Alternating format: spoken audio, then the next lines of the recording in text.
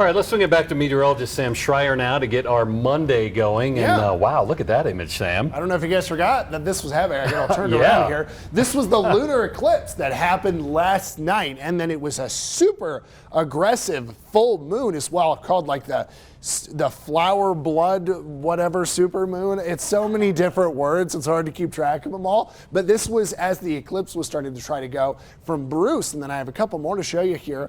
This one was from Larry, so you can kind of see that darker shade on the left side of the moon there. Really pretty grab from Larry, and this was actually Larry getting some of that super flower blood moon. That's the total name for it here. It has the flower part comes from definitely because it's May, so flowers start to bloom.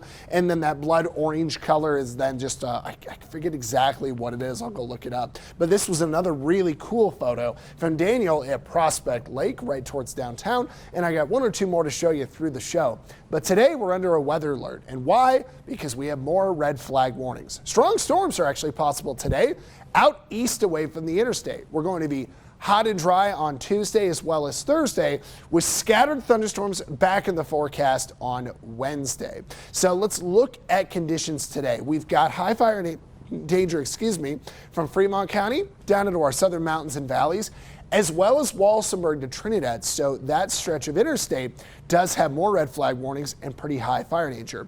In your futurecast model, we've got spotty thunderstorms that try to form anytime between 2 to 3 o'clock. Now, most of what you're seeing here is Virga. Maybe one or two of these darker splotches is a little rain or thunderstorm developing east of Walsenburg, but most of that is Virga. So it's going to put down gusty winds, really no rain, some sprinkles if we're lucky, but possibly lightning. So lightning sparked grass fires are a bit of a concern. We will get better rain and thunderstorms to develop from Otero County through Benton Prowers County, but then we're also going to be looking from Los Angeles County to Baca County through the evening. Storms out east could be on the strong, possibly severe end for some strong wind, maybe a little hail. We know temperatures are in the 50s to start the day, but it gets kind of hot later on. We're going to go into the 80s, and yes, several 90s are coming our way.